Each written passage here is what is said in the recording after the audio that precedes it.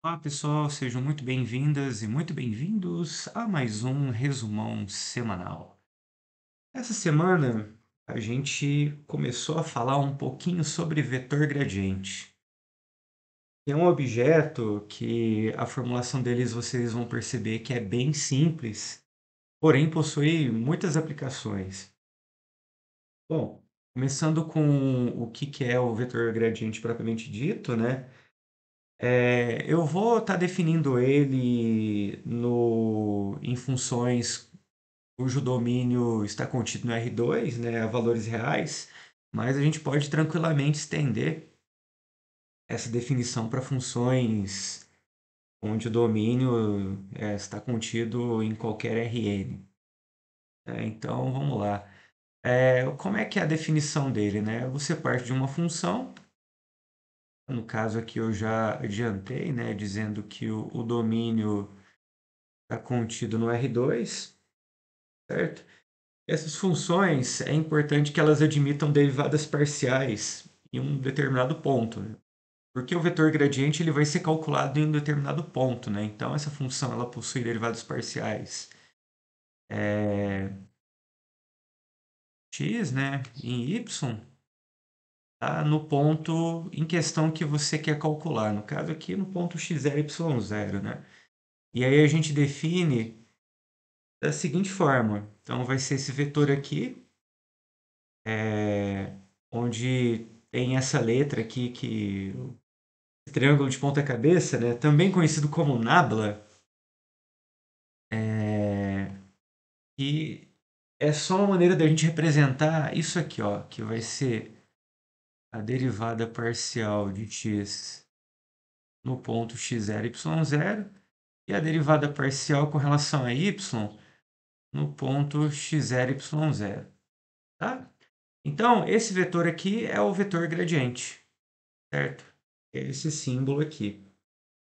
E aí, bom, só para dar um exemplo bem simples, né, do como a gente pode estar desenhando esse vetor, né? Então a gente vai usar a nossa função aqui que é o pato da obra, né? O x quadrado mais y quadrado. E eu quero calcular o seguinte vetor gradiente, né? No ponto 1, 1. Então, aqui é só seguir mesmo o que está escrito, né? Então, primeiramente, você começa calculando o vetor gradiente de maneira geral, né? Para facilitar nas contas, né?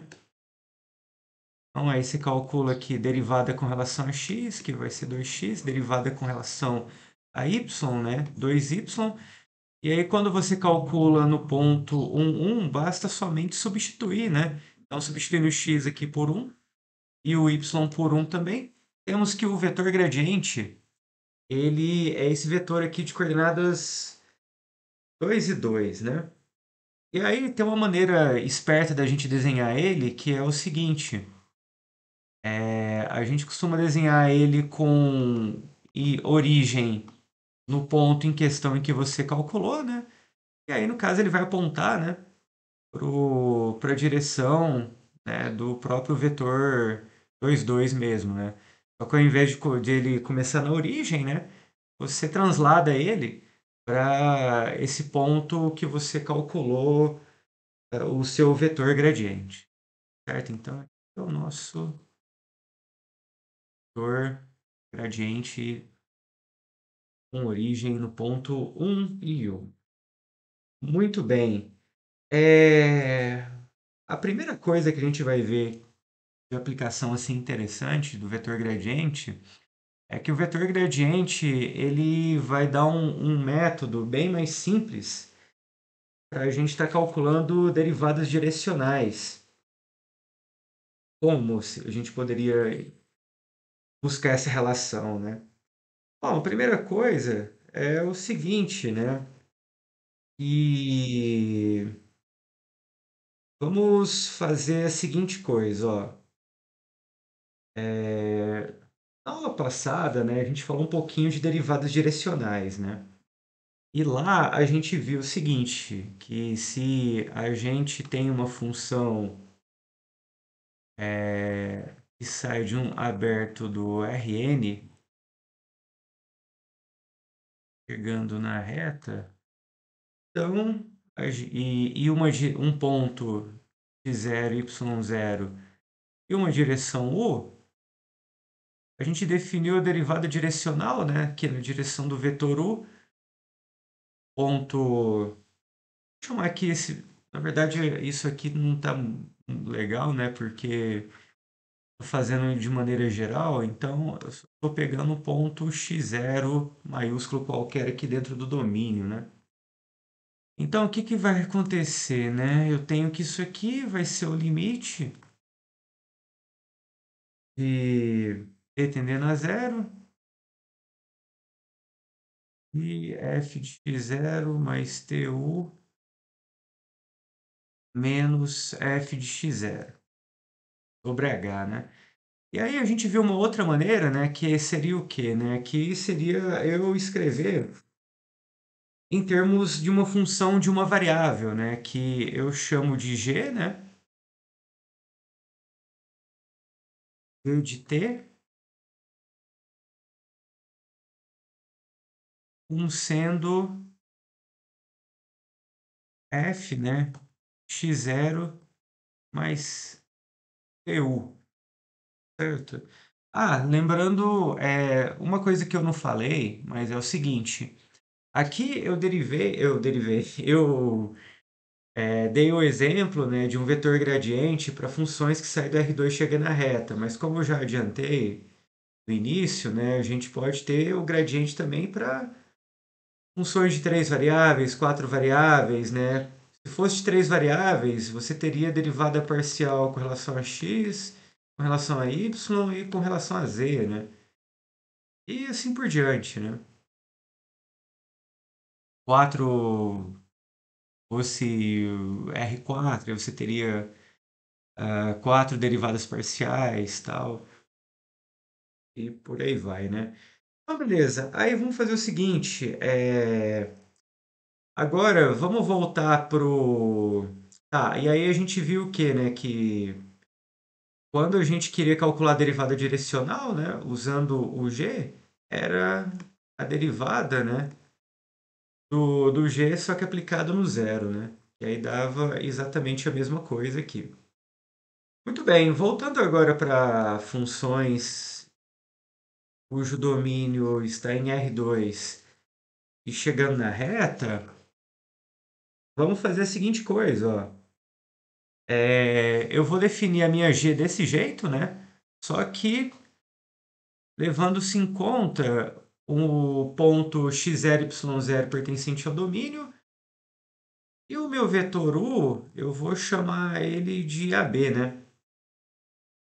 Ah, e aí eu vou montar a minha g desse jeito, né?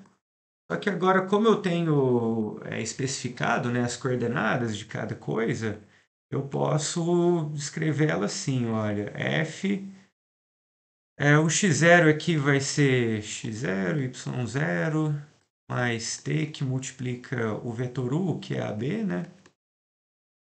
E aí isso vai ser f de zero mais at e y0 mais bt. Certo? Novamente, né, a gente tem que... A única coisa que varia aqui é o t, né? E o y0, o x0, o a e o b são fixos, tá? Bom, aí o que que acontece, né? Quando eu quero derivar isso, vai ser o quê, né? É, eu vou fazer o seguinte, eu vou aplicar uma espécie de regra da cadeia, né? Porque aqui vai ser um pouquinho diferente, né? Porque, olha só, é,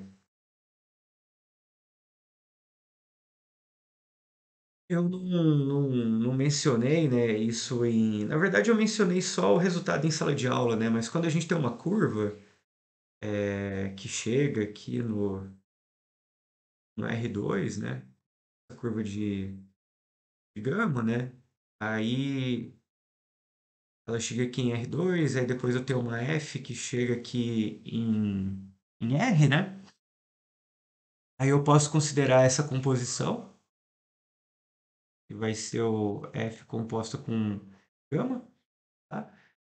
E eu posso pedir mais coisas, né? Eu posso pedir que exista um ponto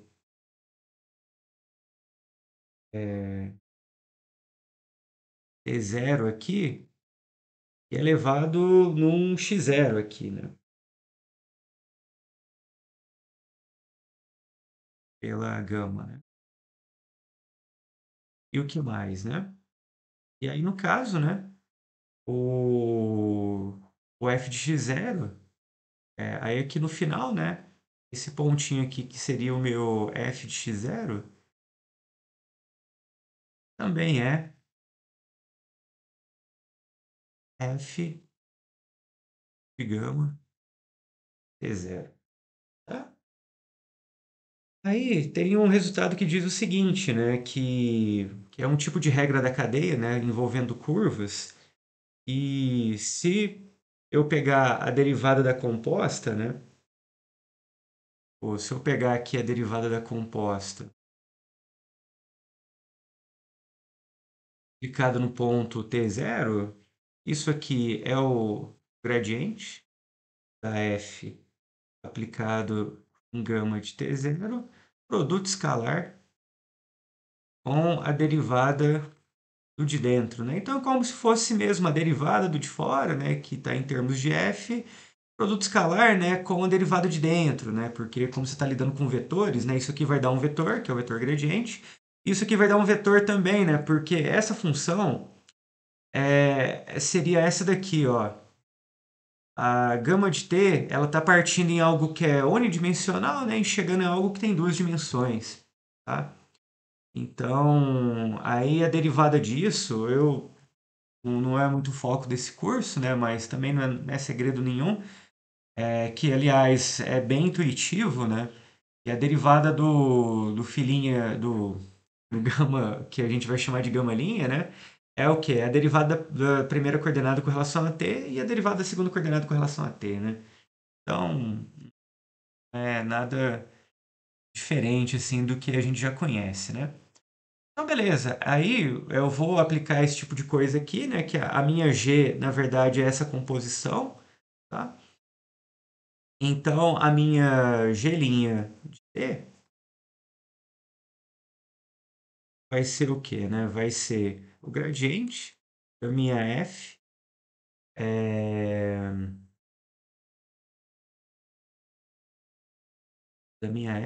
né? Gama aplicado a um T aqui, né? Produto escalar, gama linha de T, né? Aí, se a gente for abrir isso aqui, aí vai ser o quê, né? Vai ser é, o gradiente aqui, né? Que é o produto derivada parcial, né? Aplicado aqui no T, vírgula, aqui, aplicado no T também, produto escalar, derivada do gama, né? Gama para a gente vai ser essa função aqui no meio, né? Então, eu vou derivar isso aqui com relação a T, então vai ficar somente o A. E aqui eu vou derivar com relação a B, que vai ficar somente... Desculpa, com relação a T novamente, que vai ficar somente o B. Aí, beleza, né? Aí agora é só fazer o produto escalar, né? E vai ser derivada parcial aqui com relação a x, vezes a, mais derivada parcial aqui com relação a y, vezes b. Certo? Bom, e aí como a gente tem que a derivada direcional,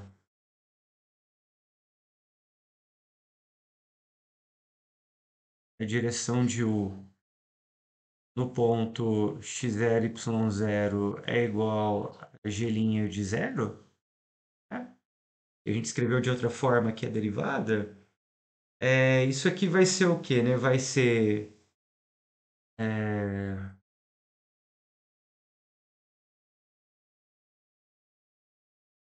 Vou escrever aqui, né? Na verdade, nem precisava disso tudo, né?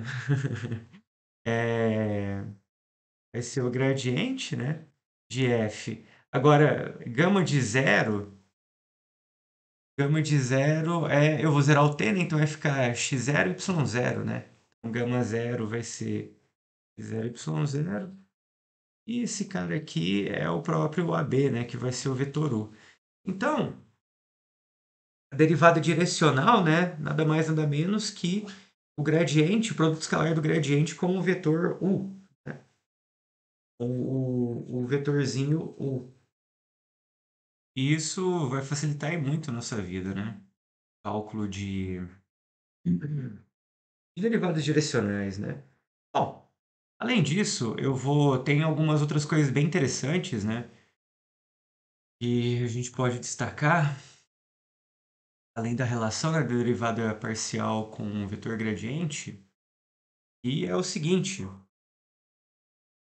que o vetor gradiente, ele também serve para dar a direção onde a derivada direcional cresce mais, como assim dizer, né?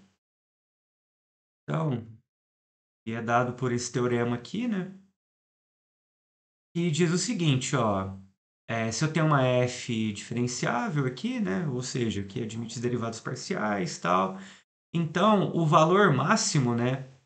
O que que significa isso, né? O valor máximo da derivada direcional significa o seguinte: a direção u em que a derivada possui o valor máximo é dado quando esse versor u ele tem a mesma direção do vetor gradiente. Tá? Tem como a gente mostrar isso também, tá certo? E e uma vez que a gente sabe disso, né, a gente consegue alguns resultados bem legais, assim, né? E, por exemplo, se a gente pegar aqui uma função f de xy igual a x quadrado y, então, primeira coisa, né, tipo, qual que é a direção de u onde a derivada, por exemplo, com relação ao ponto um tem um maior valor, né? Seja máxima.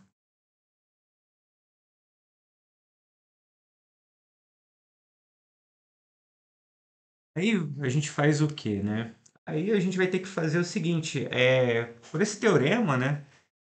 A gente tem que ela vai ser máxima na direção do vetor gradiente, né? E para a gente calcular a derivada direcional, a gente precisa que esse vetor u ele tenha norma 1, né? Então a gente vai querer que ele seja na direção do vetor gradiente, aplicado em U1, só que a gente quer que ele tenha norma 1, né? Então aí a gente normaliza ele, né? Ou seja, divide pela sua norma. Tá? Então, beleza, né? Então, o que que seria isso, né? Então, primeiro vamos calcular aqui de maneira geral o gradiente, né? Então, o gradiente vai ser derivado aqui com relação a x, que vai ser 2xy, e a derivada aqui com relação a y, né, que vai ser x quadrado. Tá? E aí, quando a gente calcula no ponto 1 e 1, vai ficar quanto? Né? Vai ficar 2 e 1. E aí, e aqui embaixo dá quanto a norma? Né? A norma vai dar 2 quadrado mais 1, raiz, né? Que vai ter raiz de 5. Então, no caso, o vetor vai ter essas coordenadas. Beleza. E aí é o seguinte, né? O teorema, além disso, ele dá o valor máximo, né? Então, além de você saber qual que é a direção em que ele cresce mais, então o valor máximo vai ser a norma, né? Então ele possui valor máximo raiz de 5, né? E que mais, né? Por exemplo, né? Então a gente pode se perguntar o seguinte: estando em um e um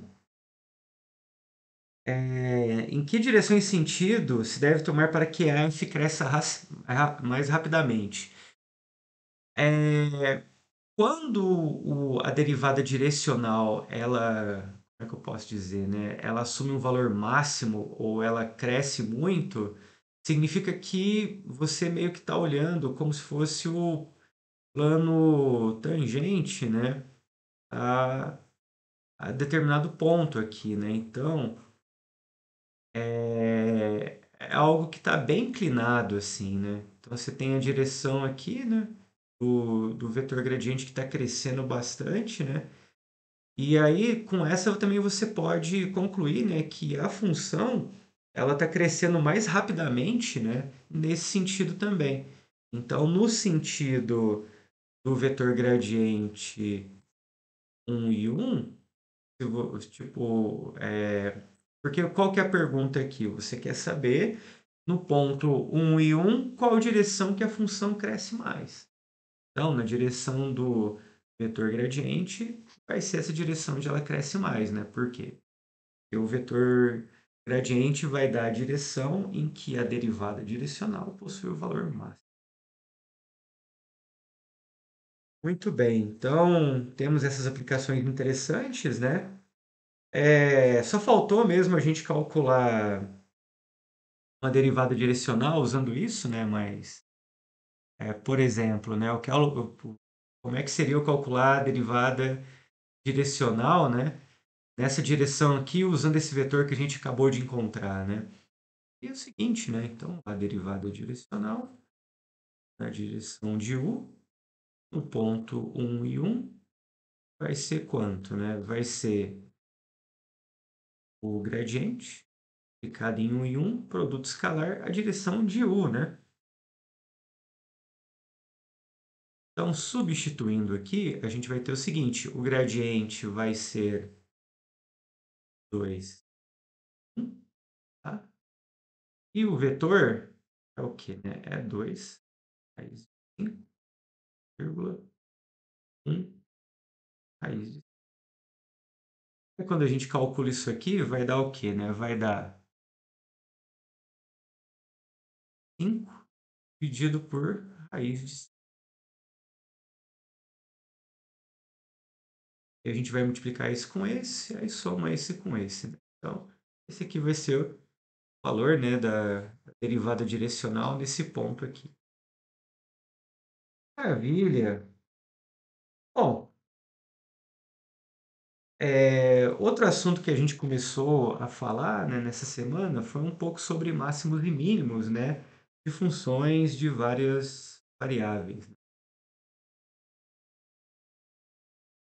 Então agora eu vou estar copiando, né, descaradamente aí algumas definições, né, e fazendo alguma coisinha, né. Então, vamos lá.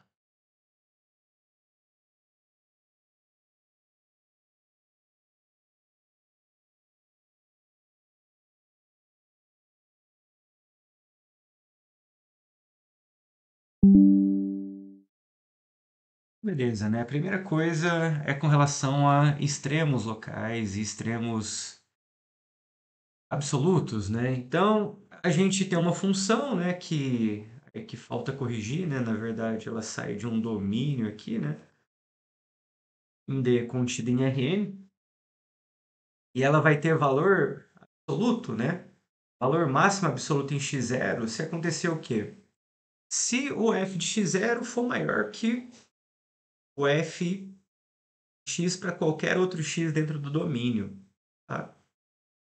E aí a gente diz que esse ponto x0 é ponto de máximo e que a f desse x0 é o valor máximo, né? Ambos absolutos. E a mesma coisa vale para pontos de mínimo, valores mínimos, né? Ou valor, a gente diz que a f ela possui um valor mínimo absoluto, né? Se todo mundo vai ser maior ou igual que a f de x0. E nesse caso a gente diz que esse ponto aqui é um ponto de mínimo, né? E que f de x0 é um valor mínimo ambos, né, absolutos, né? Ou seja, no sentido de que você tem que tanto f que não tem ninguém, né, que ganha ou que perde, né? Por exemplo, você pegar essa função aqui, que é palpa toda a obra, né, f de x0, y0 igual a dado, você tem que o gráfico dela é esse paraboloide aqui.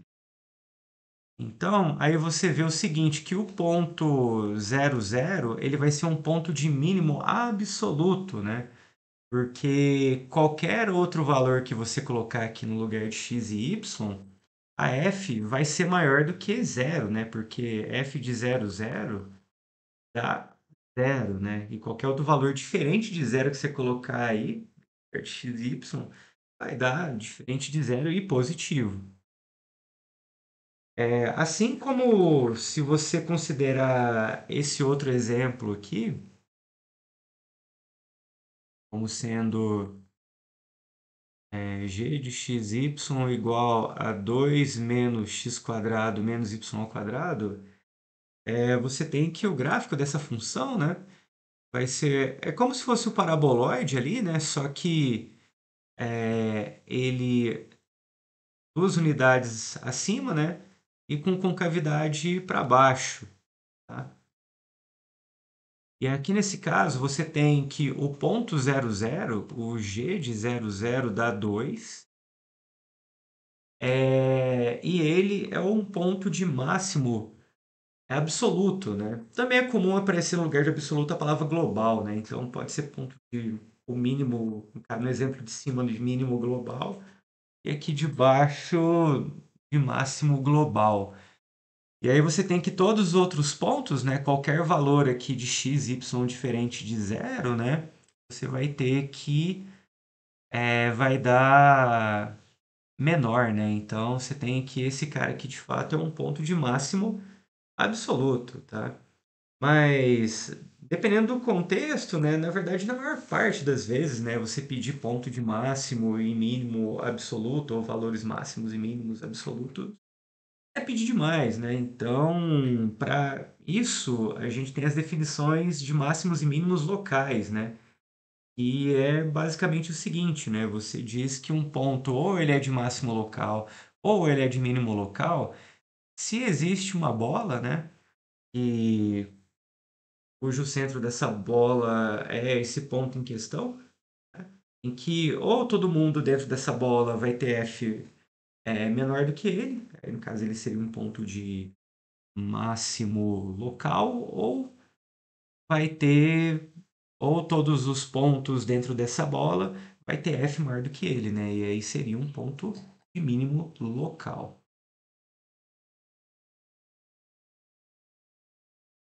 Muito bem.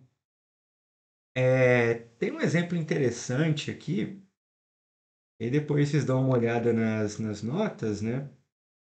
E acontece o seguinte, que a princípio, né, calcular pontos, que é esse exemplo aqui, ó. Eu falei que exemplo interessante que é, mas eu não falei que é. E essa função aqui, ó, f de xy igual a 2y menos a, menos a, menos 2, eita, troquei tudo aqui, ó, é 2x menos y, tá? E aí ele está definido num domínio que tem certas condições lá, que parece um triângulo e tal. E aí vocês vão notar, ó, quando vocês olharem as notas aí, que não é algo muito fácil assim, você localizar pontos de máximo e de mínimo, né? E nesse caso, por se tratar de um plano meio que inclinado, então o gradiente, né, ele vai dar a direção, né, que a função cresce ou decresce, né, caso seja no sentido oposto ao gradiente, né? E aí meio que você vai conseguir encontrar os pontos de máximos e mínimos, né? Absolutos, mas por causa das particularidades desse exemplo, né? Do que outra coisa, né? Então o que a gente viu posteriormente, né? Foram técnicas, né? de como obter, né, esses pontos de máximo ou de mínimo, né, eh, de maneira um pouco mais geral, né, e já ajuda muito, né. Muito bem, então, a gente começou com a seguinte caracterização, né, e usado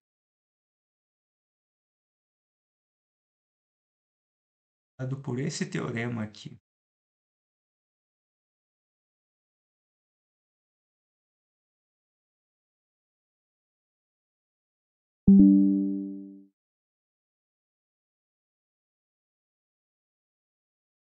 Nossa primeira caracterização, né, de extremos locais, né. E o que que são extremos locais? Um extremo local é se ele é um ponto de máximo ou de mínimo local, né. Basicamente isso. Então a gente tem esse critério, né, e vai dizer para a gente que se um ponto é um extremo local, então ele vai zerar as derivadas parciais, né. Então o gradiente vai ser o vetor nulo, né. A demonstração disso é bem legal, sabe. E tá nas notas também. E é basicamente você usar ferramentas parecidas de cálculo 1, né? Depois vocês podem estar dando uma conferida lá também. Vamos tentar deixar como resumão isso aqui mesmo, né? E além disso, a gente tem outras ferramentas também, né? E a gente tem o famoso teorema de Weierstrass, e ele serve como uma garantia para a gente, né? E ele diz o seguinte, né? Se você tem uma função contínua, né? Do conjunto e o domínio dessa função ele é um fechado limitado, para os mais íntimos conhecido como conjunto compacto, né? Já que a gente tem Rn. Então F assume um valor de máximo e mínimo em D, certo? Ou seja, existem dois pontos, né? x1 e x2, e f de x vai ser maior ou igual a x1 e f de x vai ser menor ou igual a x2, né? Então, isso dá uma caracterização de pontos de máximo e de mínimos absolutos, né? E só para deixar dar uma organizada, né? A gente vai chamar esses pontos que zeram a derivada de pontos críticos, né? E, em certos contextos, conhecido como singularidades também, tá? Então, beleza. Aí a gente tem um bom roteirinho, né? Para a gente estar identificando esses pontos de extremos, né? De máximo, de mínimo, né? Tal. Então, a gente pode estar seguindo o seguinte roteiro. E a primeira coisa que a gente faz é determinar os pontos críticos, né? Ou seja, a gente vai calcular as derivadas parciais igual a zero e resolver esse sisteminha. Depois, a gente vai determinar quem são os valores de máximo e de mínimo nos pontos da fronteira, né? Então, a gente dá uma olhada, né, nesses pontos críticos, né, no interior, depois analisa os da fronteira e aí compara tudo, né? Vê qual que é o maior, qual que é o menor, né? De tudo. Beleza. Bom, além disso, existe um terceiro tipo de ponto, né? E não sei se vocês estão lembrados, né? Mas lá em cálculo 1 ou bases A aqui do cetim, né? É, quando a gente tinha funções de uma variável real, né? Você tinha que ou a função ela tinha um ponto de máximo, né? Ou um ponto de mínimo, ou um ponto que a gente chama de ponto de inflexão, né? Que é onde muda o sinal da derivada, né? E aí a derivada que estava crescendo, né? E aqui ela passa a ser outra coisa, né? Bom, aqui a gente vai ter algo parecido, né? Que a gente vai chamar de ponto de Sela. E ponto de sela é basicamente o seguinte, né? Um ponto em que para qualquer bola, né, que você pegue, é um ponto, né, que para qualquer é um ponto em que para qualquer bola que você pegue com centro nesse x0, você vai ter pontos que são maiores, né, e menores do que essa bola. Um exemplo bem interessante disso, né, de ponto de Celler em uma função, é você considerar essa função aqui, ó, xy igual f de xy igual a x vezes y. Aí o que que acontece, né? Vamos seguir o roteiro, né? Então, vamos supor que o domínio, né, desse negócio aí só para deixar dentro do Weierstrass, né, é a bola fechada, centro 0, 0 e raio 3, né, como um aluno nosso sugeriu na aula passada. Aí beleza, né? Você tem o domínio, vai ser essa bolona aí, raio 3.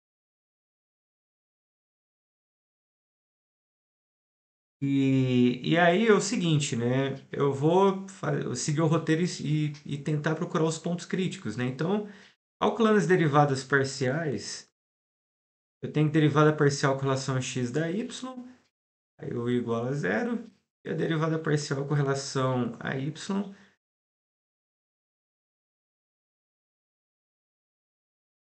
da x. Eu vou igual a zero. Então, nesse caso, a gente tem que y igual a zero e x igual a zero, né? Então, nosso ponto 0, 0 é um ponto crítico, né? Em que as derivadas zeram. Aí, beleza, né? Será que esse ponto é ponto de máximo, é ponto de mínimo, né? E aí, né? Bom, para isso, vamos fazer o seguinte, ó. Considere essa reta aqui, tá? Então, os pontos dessa reta vão ter a cara RR. E considere essa outra reta aqui, né? Onde os pontos aqui têm que cara? Vai ser R menos R, né? E aí, só para facilitar as contas, vamos considerar R positivo, tá? Então, vamos pegar um ponto qualquer aqui, né? Então, você pode pegar um ponto RR aqui. E aí você tem o quê, né? Que f de RR vai ser R ao quadrado. Tá? Então, aqui você tem que é positivo. Agora, se eu tomar para esse ponto aqui de coordenadas r menos r, a gente tem o quê? Que r menos r é menos r ao quadrado. Como eu estou supondo que o r é positivo, e meio que não vai importar muito também, né? Porque, bom, sim, né? Porque se o r é positivo, menos r é negativo, tá? Então, esse cara aqui é menor do que zero. Então, o que que acontece? Para qualquer bola que você pegue centrada aqui no 0, 0,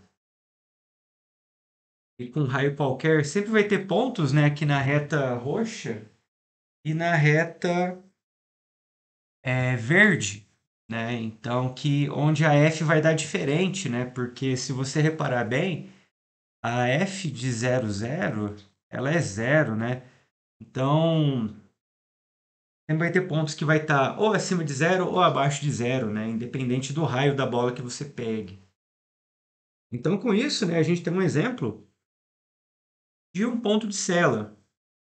E o gráfico dessa função é um negócio que a gente fez GA comigo no período passado, ou fez curso GA em geral, assim, porque é bem clássico, né, esse gráfico, e é esse negócio aqui, né, que realmente faz jus, né, ao nome, ao ponto ser ponto de sela, né, porque realmente essa figura parece uma sela mesmo, né, sela de cavalo. E aí você tem o quê, né, que a parte roxa é como se fosse isso aqui, né? Ela está subindo, ela sobe, né? E a verde, que dá negativo, é como se fosse aqui, né? Que ele vem para cá, lá atrás ele continua lá, né?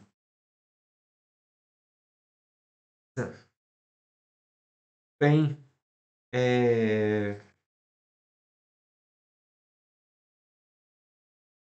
vou ver um exemplo rápido aqui de como é que a gente poderia aplicar esse roteiro, né? É...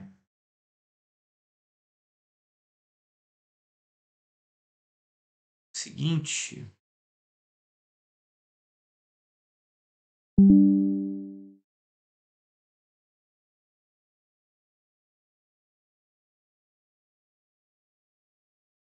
temos a seguinte coisa, ó. A gente tem uma função que é f de x cubo mais y cubo menos 3x menos 3y, que é igual... Bom, beleza, temos a função e temos o seguinte domínio, né? Que é dado por esse conjunto, né? Que são... o x está compreendido entre 0 e 2 e o y está compreendido entre -2 e 2, tá? Isso aqui é só uma maneira mais compacta, né, da gente representar isso, tá? Bom, já escrevemos aqui também, né? E aí, o domínio vai ser essa figurinha aqui, tá? Aí, beleza, né? Quando a gente vai procurar os pontos críticos, né? O que que a gente vai fazer em primeiro lugar, né? A gente vai calcular as derivadas parciais, né? Então, se você calcular a derivada parcial aqui com relação a x, vai ser 3x quadrado menos 3, né? E igualar a zero, né? E a derivada aqui com relação a y, que vai ser 3y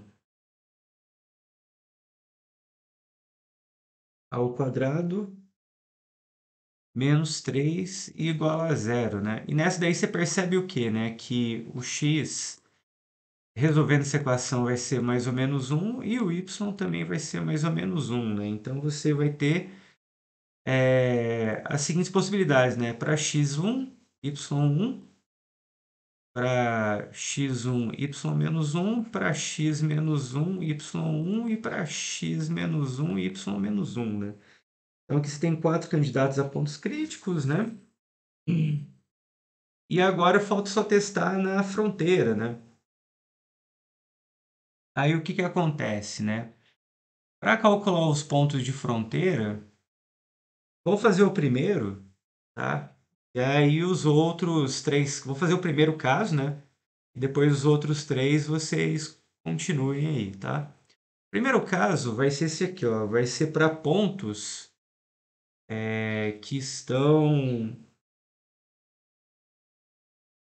onde o x varia de 0 até 2 e y é igual a -2. Ou seja, eu estou calculando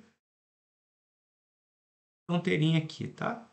Aí aqui a gente faz o quê? A gente pega o f, reescreve, né?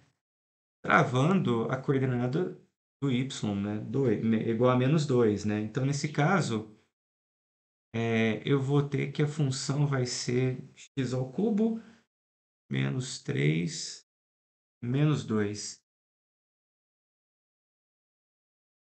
certo? E agora eu tenho uma função de uma variável, então eu vou determinar os pontos de máximo e de mínimo aqui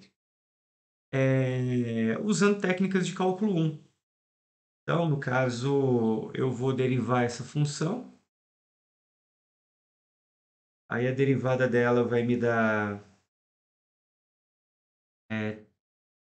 3x quadrado menos 3.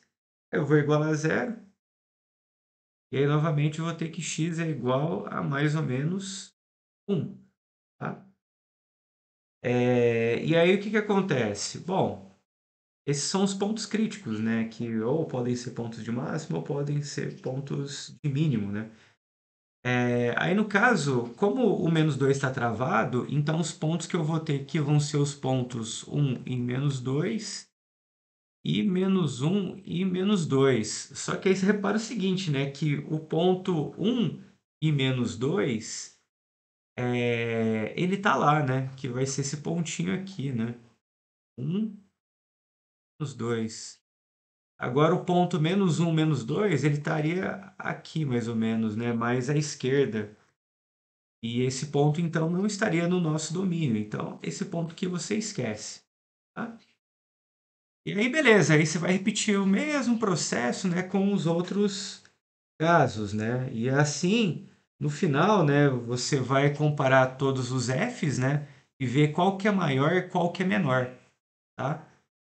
E aí, no final, comparando, né, você vai ver que os maiores vão ser f de menos de 2 e menos um e f de 2 2.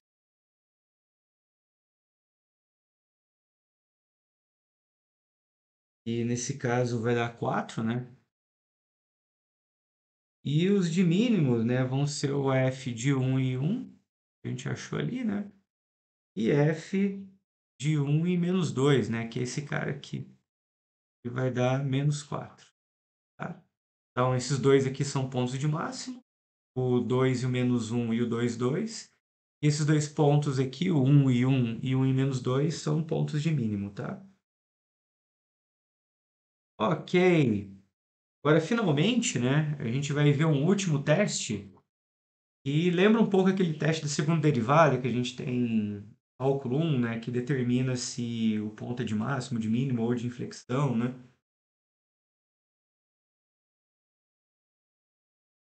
E é o teste da matriz hessiana, né? Do determinante. Ah, não é matriz hessiana, na verdade é hessiano, né? Porque o hessiano é um determinante de uma matriz, né? Então, aqui a gente tem o seguinte. Primeiro, vamos definir o que que é o hessiano, né? Então,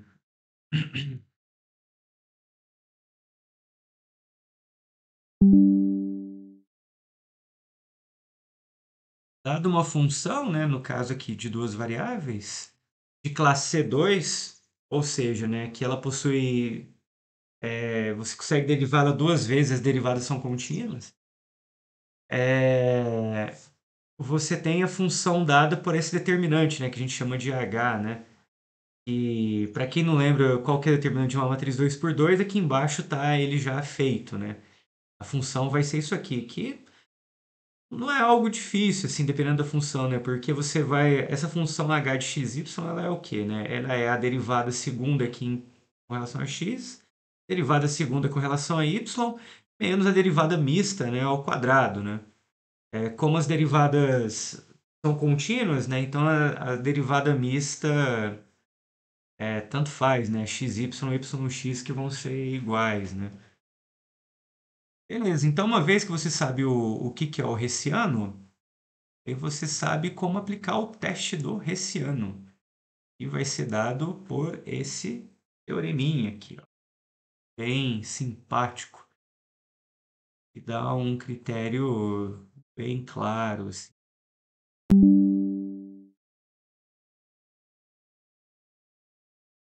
E aqui é o seguinte, ó. Novamente, né, temos uma função que a gente consegue derivar ela duas vezes, né? E as derivadas são contínuas, né, para manter as mesmas condições da função, para a gente obter a função h, tá? Então, a gente tem o seguinte critério, ó. Primeiramente, pegue o seu ponto crítico, né, que você conseguiu obter igualando as derivadas parciais a zero. E aí você pode aplicar os seguintes testes, ó. Se caso quando você aplicar esse ponto no Hessiano ele for positivo e alguma derivada tipo, de segunda ordem for positiva, né, derivada com relação a x ou com relação a y, então você tem que esse ponto é ponto de mínimo, né?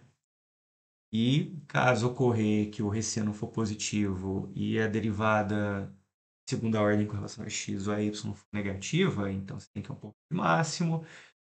Se você colocou esse ponto no hessiano e já de cara você viu que ele é menor do que zero, então você não precisa nem usar as outras derivadas, né? Você já pode concluir que é um ponto de Sela. E se for igual a zero, você não consegue afirmar nada, né? E é engraçado esse negócio de você não conseguir afirmar nada, porque, por exemplo, né, você pode ter algumas coisas bem esquisitas, né? E igual aqui, ó, você tem caso que pode ser ponto de máximo, mínimo, cela, você não consegue realmente afirmar nada mesmo, né? Por exemplo, vou colocar esses dois aqui, ó.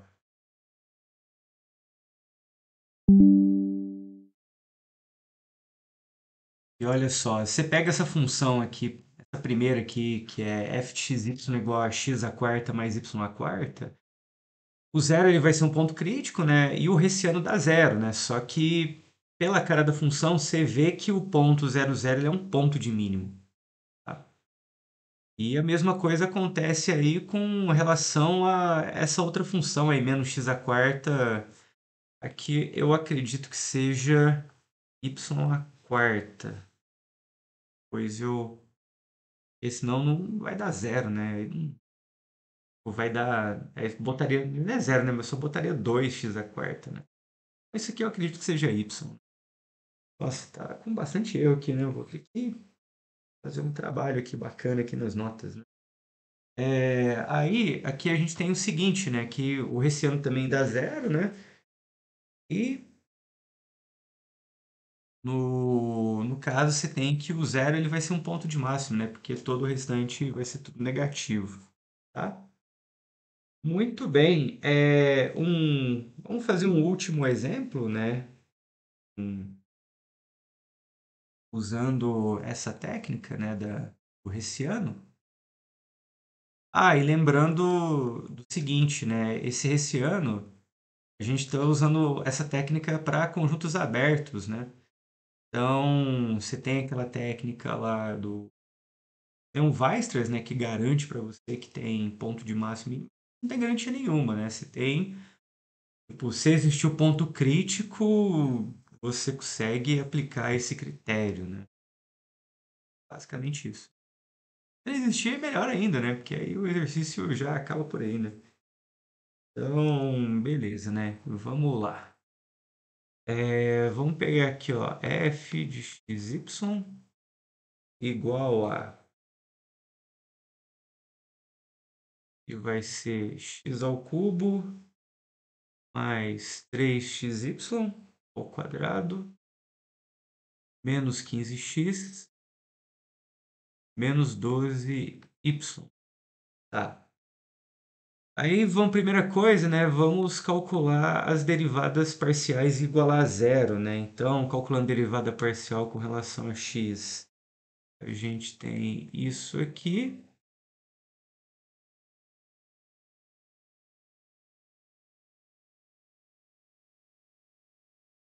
Calculando a derivada parcial com relação a y, a gente tem isso daqui,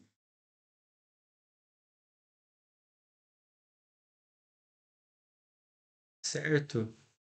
E aí, resolvendo esse sisteminha, né, a gente vai obter os seguintes pontos críticos, né? Que vai ser o ponto 2, 1,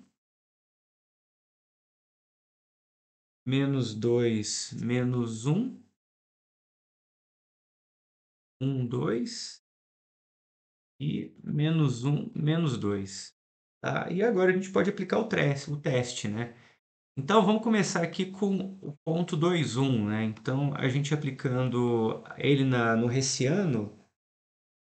Ah, detalhe, né? O que que dá o Hessiano, né? Se você derivar duas vezes, tal, montar todo aquele esquema lá, o Hessiano vai ser essa expressão aqui, ó.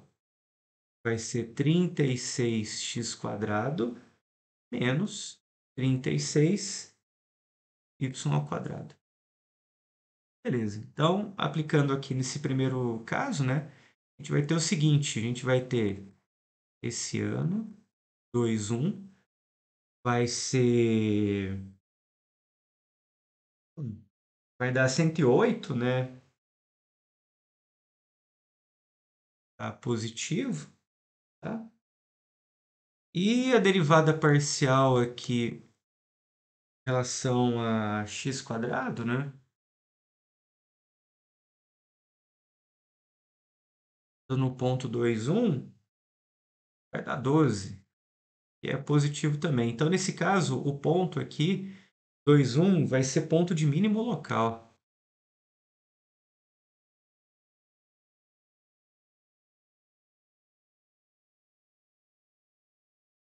Tudo bem, agora vamos para o próximo aqui, ó. Aplicando o Hessiano aqui no -2, -1, vai dar 108 também, é maior do que zero. E quando você aplicar a derivada parcial aqui com relação a x, né, quadrada, vai dar 2, -2 e 1.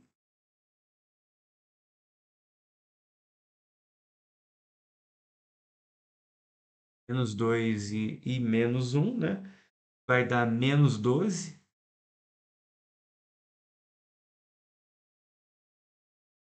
E, bom, menor do que zero.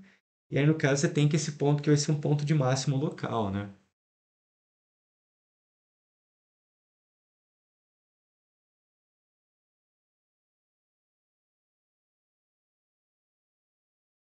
De máximo local. Maravilha. Bom, e aí você tem que o ponto. Vamos pegar o próximo ponto aqui. Ponto 1, 2. Então, calculando esse ano aqui no ponto 1, 2, vai dar 36 menos 144 e vai dar menor do que zero e você não consegue falar nada, né? Não, na verdade você consegue falar sim, né? Você consegue falar que esse cara é um ponto de Cela. Não consegue falar nada quando dá zero, né? Beleza. 1, 2 é um ponto de Cela.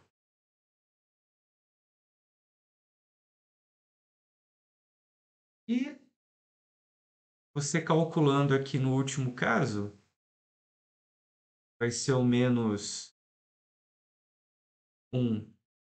-2, né? A mesma coisa, né? 36 menos 44, menor zero. Então, esse ponto -1 e -2 também vai ser ponto de Cela. Bom, então você tem um critério aí bem esperto, né, para você determinar os pontos, né? Porque você vai ter trabalho só de calcular as derivadas, né? Isso você teria que fazer de qualquer maneira, né, para calcular os pontos críticos, né? Derivar mais uma vez, né? Derivar, os exemplos que a gente costuma ver assim não tem tanta dificuldade, né? Então é isso, gente. Aí aqui a gente encerra 1/3 do nosso curso, né? E cuidem e até a próxima.